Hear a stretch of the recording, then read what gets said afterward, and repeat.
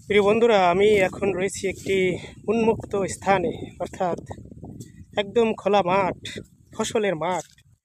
ফসল ছিল, ধান ছিল, সেগুলো কেটে নিয়ে গেছে কৃষক। এখন খোলা মাঠ পড়ে আছে। আর এই যে এই মেঠো পথ দিয়ে আমি এখন হাঁটছি। আহ, দেখতে পাচ্ছেন কত সুন্দর। আবার মোটর মোটর সাইকেলও চলাচল করে, অর্থাৎ শুকনো মৌসুমে মোটর সাইকেলও চলাচল করে। রাস্তা এটাই আসলে চলাচলের জন্য চরের মানুষের আসলে এত সুন্দর উন্মুক্ত জায়গায় আমি এসে পড়েছি যে আপনাদেরকে এই অনুভূতিটা, আমার অনুভূতিটা আসলে ব্যক্ত করতে পারতেছি না। শুধু আমি অনুভব করতেছি। বাতাস দেখুন, এই যে ধানের পাতায় বাতাস দোল খাচ্ছে, দোল খেয়ে যাচ্ছে বাতাস। নিঃশ্বাস, প্রাণ ভরে নিঃশ্বাস নিচ্ছি। উন্মুক্ত বাতাস, কোনো ধুলাবালি নেই, কোনো ময়লা নেই, কোনো শব্দ কোলাহল নেই। একদম উন্মুক্ত একটি সুন্দর পরিবেশ এখানে বিরাজ করতেছে। মাঝে মধ্যে আকাশে পাখি ওরা দেখলে একেবারে আপনি তো আসলে, আমি কি বলবো, আমি তো আত্মহারা। এর সৌন্দর্যে আমি আত্মহারা। এই সৌন্দর্য যদি আপনাকে দেখতে হয় তাহলে দু চোখ মেলে দেখতে হবে। একদম খোলা বাতাসে প্রাণ ভরে দু চোখ লাগিয়ে, অর্থাৎ চারিদিকে তাকিয়ে কিন্তু আপনার এই সৌন্দর্যটা দেখতে হবে।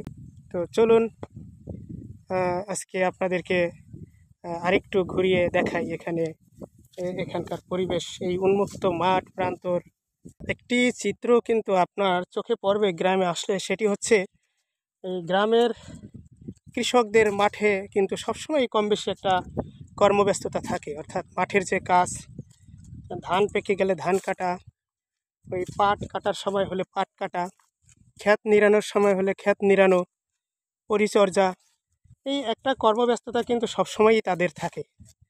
তো আমি আমি আপনাদেরকে দেখাচ্ছি যে দেখুন যে ধান আহ, ধান পেকেছে, ধান একদম পেকে গেছে। পাকা ধান দেখতে কত, একেবারে কত সুন্দর ধান কিন্তু পেকে আছে। এবং ধানের যে মালিক কৃষক, তিনি কিন্তু ধান কাটতেছেন।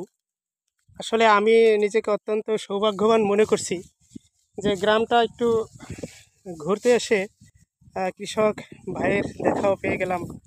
এখন বিকেল বলতে গেলে, অর্থাৎ 3টে, সাড়ে 3টে বাজে। এই সময়ও কিন্তু কৃষক দেখেন কর্মব্যস্ত, তিনি ধান কাটছেন তার ক্ষেতে। আপনার সাথে একটু কথা বলতে পারি? কেমন আছেন? আলহামদুলিল্লাহ, ভালোই আছে।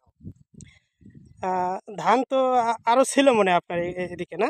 হ্যাঁ, আর ওই যে মাঠ ভরাই ধান ছিল। মাঠ ভরায় ধান ছিল, এখন এই অবশিষ্ট যে আছে সেগুলো কেটে নিচ্ছেন। হ্যাঁ। আচ্ছা, আপনাকে দেখে খুবই ভালো লাগলো যে আমাদের যে দর্শক আছে, আমাদের যারা দর্শক আছে, আপনার ধান কাটা তাদেরকে দেখাবো।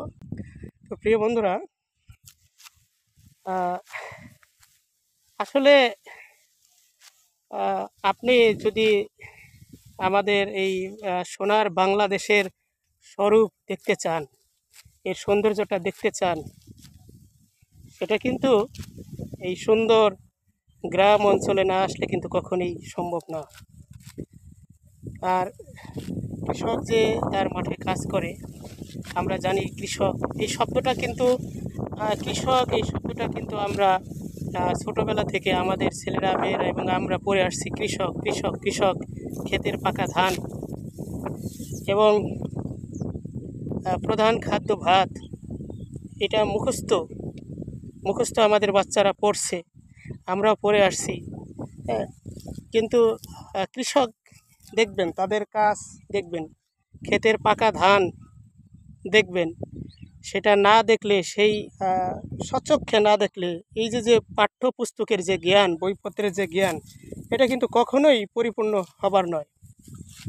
আর যে বাঙালি মাঠে নামে নাই, খেতে নামেনি, পাকা ধান দেখেনি, সে কিভাবে বুঝবে যে বাংলাদেশটা আসলে কত সুন্দর এখনো।